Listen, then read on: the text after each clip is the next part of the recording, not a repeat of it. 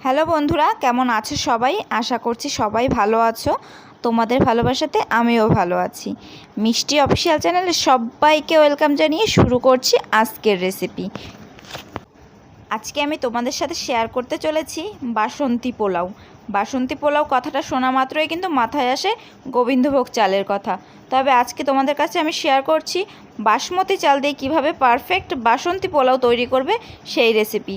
তোমরা এই ভিডিওটা দেখা মাত্রই কিন্তু একদম শিখে যাবে কীভাবে ঝরঝরে সুন্দর পারফেক্ট বাসমতি পোলাও তৈরি করা যায়। তো চলো বেশি কথা না বাড়িয়ে আজকের ভিডিওটা শুরু করা যাক।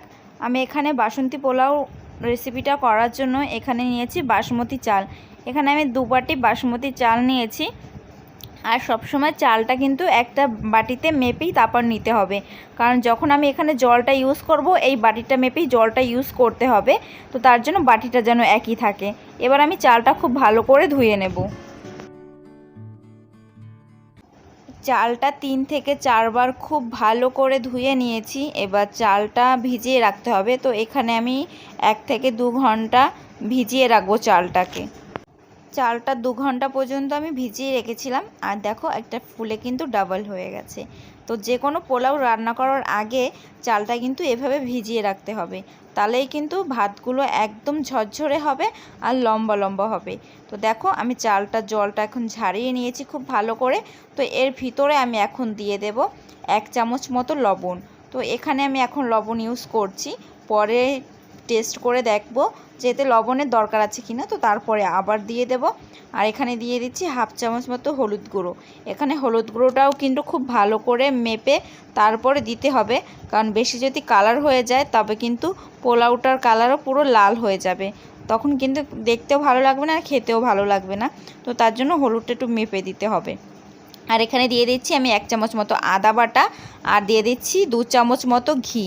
ঘিয়ের পরিবর্তে কিন্তু তোমরা এখানে সাদা তেলও ইউজ করতে পারো। তো আমি এখানে ঘি দিয়ে দিয়েছি। আর এগুলো এখন সবগুলো চালটার সাথে খুব ভালো করে মিশিয়ে নিতে হবে। দেখো সমস্ত উপকরণ কিন্তু চালের সাথে খুব ভালো করে মাখিয়ে নিয়েছি। আর এটাকে এখন 10 থেকে 15 মিনিট পর্যন্ত ঢাকা দিয়ে রেস্টে রাখতে হবে। তো 15 মিনিট পর আমি এখানে রান্নায় চলে আসলাম আবারও। তো তারপরে আমি একটা গ্যাসের উপরে নিয়েছি একটা কড়াই। তো তাতে আমি দিয়ে দিচ্ছি খানিকটা সাদা তেল। আর এখানে আমি 2 টেবিল চামচ মতন ঘি দিয়ে দেব। এখানে ঘিটা একটু বেশি পরিমাণ ব্যবহার করতে হবে যদি বাসন্তী পোলাওটা তোমরা একদম পারফেক্ট চাও আর বেশি যাতে টেস্টি হয়। তো তার জন্য একটু ঘিটা একটু বেশি ব্যবহার করতে হবে। তো তারপরে আমি এখানে দিয়ে দিচ্ছি কাজু বাদাম। এখানে আমি 10 থেকে 15টা কাজু বাদাম নিয়েছি। আর এটা খুব ভালো করে ভেজে নেব। তো আমাদের কাজুটা প্রায় ভাজা হয়ে গেছে। এরপরে আমি এখানে দিয়ে দিচ্ছি কিশমিশ। তা কিশমিশটা একটু লেটে দিতে হবে, কারণ কাজুটা ভাজতে বেশি টাইম লাগে, কিশমিশটা কিন্তু ততটা টাইম লাগে না। তো তার জন্য আমি আগে কাজুটা ভেজে নিয়েছি, তারপরে কিশমিশটা ভাজছি। আর দেখো কিশমিশগুলো এরভাবে ফুলে গেলে তো তারপরে আমাদের এগুলো নামিয়ে নিতে হবে, কারণ কিশমিশটা কিন্তু বেশি ভাজলে এটা পুড়ে যাওয়ার সম্ভাবনা বেশি থাকে। বাকি রান্নাটাও কিন্তু আমি এই তেলেই করব। তো তার জন্য আমি এখানে দিয়ে দিচ্ছি এই ঘিয়ের ভিতরে 2টো তেজপাতা দিয়ে দিলাম। আর দিয়ে দিচ্ছি 4-5টা এলাচ, যেটা আমি মাঝখান থেকে একটু ফাটিয়ে নিয়েছি। আর দিয়ে দিচ্ছি 3-4টে মতো লবঙ্গ। আর দিয়ে দিচ্ছি 1 টুকরো দারচিনি। তো এইগুলোকে খুব ভালো করে এই তেলের সাথে ভেজে নিতে হবে, যাতে এই গরম মশলার ফ্লেভারটা পুরোটাই তেলে চলে আসে। তো কয়েক সেকেন্ড মতো মশলাটাকে খুব ভালো করে তেলের সাথে মিশিয়ে নিয়েছি। এরপরে আমাদের ম্যারিনেট করা চালটা আমি এর ভিতরে দিয়ে দেব। এবার আমাদের গ্যাসটাকে লো টু মিডিয়াম রেখে 8 থেকে 9 মিনিট পর্যন্ত এই চালটাকে খুব ভালো করে এই তেলের সাথে ভেজে নেব। চালটা খুব ভালো করে ভেজে নিলে রাইসটা কিন্তু খুব সুন্দর হয় আর খেতেও কিন্তু খুবই ভালো হয়।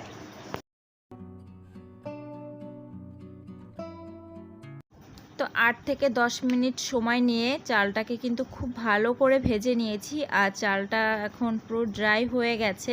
আর চালটার ভিতরে যে জলগুলো ছিল সেগুলো কিন্তু আস্তে আস্তে একদম শুকিয়ে গেছে, চালটা একদম ঝরঝরে হয়ে গেছে।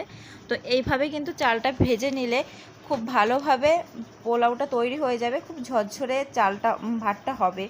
আর এর ভিতরে আমি এখন দিয়ে দিচ্ছি জল।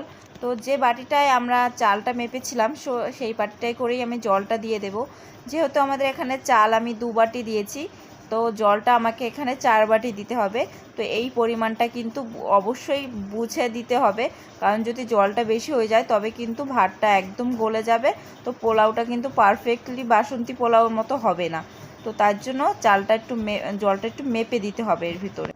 তো এরপরে আমি এখানে দিয়ে দিচ্ছি 4টে মতো কাঁচা লঙ্কা, যেটা আমি একটুখানি চিড়ে নিয়েছি, আর এখানে দিয়ে দিচ্ছি ভেজে রাখা কাজু কিশমিশগুলো দিয়ে এগুলো খুব ভালো করে একটু নাড়া দিয়ে এটাকে কিন্তু আমাদের 5 থেকে 10 মিনিট মতো মিডিয়াম আঁচে ঢেকে রেখে দিতে হবে। তো 5 মিনিট হয়ে গেছে, এখন আমি ঢাকাটা সরিয়ে নিচ্ছি। আর দেখো ভাতটা কিন্তু খুব ভালো করে ফুটে উঠেছে, দেখো একদম পুরো টকবক করে ফুটছে। তো এরপরে আমি এখানে দিয়ে দেব চিনি। চিনিটা কিন্তু তোমাদের স্বাদ মতো দেবে, যেরকম মিষ্টি খেতে চাইবে সেরকম দিয়ে দেবে। তো পোলাওটা কিন্তু একটু মিষ্টি মিষ্টি হয়, তো তার জন্য আমি এখানে একটু বেশি পরিমাণেই চিনিটা দিয়ে দিয়েছি। আর চিনিটা দিয়ে খুব ভালো করে এটার সাথে মিশিয়ে নিচ্ছি। আর এটা কিন্তু খুব হালকা হাতে মেশাতে হবে, কারণ ভাতটা গলে যেতে পারে, না হলে একদম ভেঙে যাবে। তো তার জন্য হালকা হাতে এটা নেড়ে চেড়ে এটা কিন্তু এখন 10 থেকে 15 মিনিট পর্যন্ত একদম লো ফ্লেমে রেখে দেব। তো 15 মিনিট পর আমি ঢাকাটা সরিয়ে নিচ্ছি। এখন কিন্তু বাসমতি পোলাওটা পুরোটাই হয়ে গেছে। এবার একটু হালকা হাতে নিচের ভাতগুলো এটা উপরে উঠিয়ে দেবো, আর উপরেরগুলো নিচে।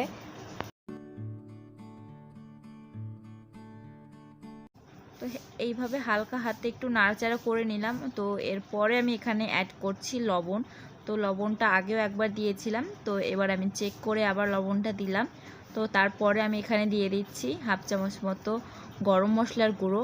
গরম মশলাটা দিয়ে কিন্তু এটা খুব ভালো করে আরেকবার নেড়ে নিয়ে এটা এখন 5 মিনিট পর্যন্ত পুরো লো ফ্লেমে দমে রাখতে হবে।